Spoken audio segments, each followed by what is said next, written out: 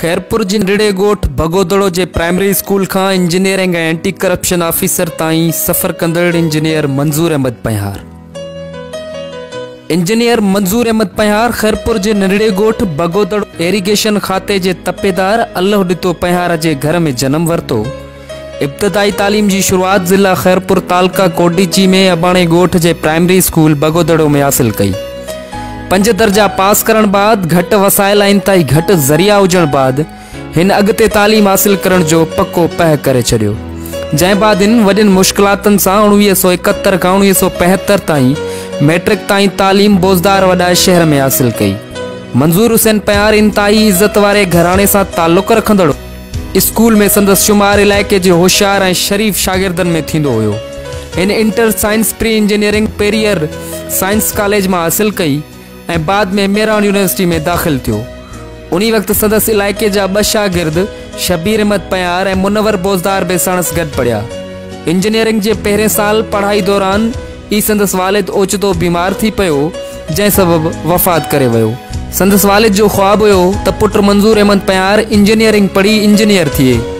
वालिद जी वफात थियण का पोए हिन के काफ़ी तकलीफ़न के मुंह ॾियणो पियो, पर हिन हिम्मत न हाराई ए पंहिंजी तालीम जारी रखी।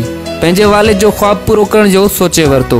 तालीम पूरी करण का पोए मेहरान यूनिवर्सिटी जो उन वक्त जे वीसी SM कुरैशी साहब पीर साहब पागारो जो खलीफो ए संदस कबीले जो वडो फ़कीर गुलाम कादिर पहार मीर मोहम्मद परिहाड़ सिविल ब्यूरोक्रेट हिन जा वडा मददगार रहा, छो तो वो जवानी में ही कबीले जो काबिल नौजवान तस्वर कयो वेंदो हो। वेतर उन्हनि जी हिमताइण करे ई पहार बिरादरी सिंध जो पहिरियों इंजीनियर थियो, जेको बाद में 19वीं ग्रेड में रिटायर थियो। सच्चो ए खरो मिजाज हुजण करे हिन नौकरी पंहिंजी तबियत मुताबिक कई, जंहिं करे खेसि वॾियूं तकलीफ़ूं बर्दाश्त करणियूं पयूं। पर हिन जा हौसला शागिर्दी दौर खां ई बुलंद हुया, जंहिं करे कॾहिं बि हिन हौसलो न हारायो। हिन जा सरकारी बंगला मेहमान खाना थी रहा। वक्त जा वडा ब्यूरोक्रेट ए सियासतदान हिन जा मेहमान थी रहा। नौकरी के आखिरी हिस्से में एंटी करप्शन खातो सिंध लेवल ते ऑफिसर थी रहो, हितां ही रिटायर थियो। रिटायर थियण बाद ही ख़ामोशी से वेही सुकून वारी जिंदगी भी गुजारे पे सघियो, पर उन सुकून के थोड़े आम माण्हुनि ऐं इलाइके वासियुनि लाइ बग़ैर कंहिं सियासी लालच जे मसइला हल करण जो ॼण त ज़िम्मो खणी वरितो।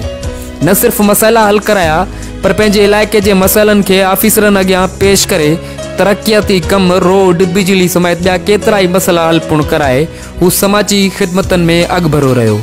हिन जो मुल्क जे नाले वारनि ऑफिसरनि उस्मान अली ईसाणी, कमिश्नर मोहम्मद हाशिम मेमण, सिंध जो अॻूणो IG AD ख़वाजा, पुलिस जा वॾा ऑफिसर गुलाम कादिर थेबो ऐं ॿिया ऑफिसर जिन में मौजूदा सेक्रेटरी इरिगेशन सलीम खोड़ो ऐं ॿिया हिन जा ज़ाती दोस्तनि में शामिल रहा।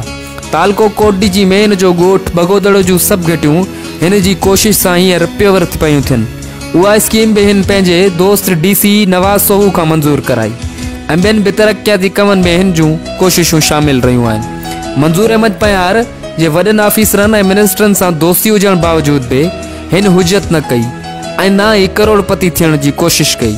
हिन इंसान दोस्त सदाई पंहिंजनि इलाइके जे माण्हुनि जे मुफ़ाद लाइ कमु कयो ऐं ज़ाती दोस्त हुजण बजाए ज़ाती मुफ़ादनि खे अहमियत न ॾिनी।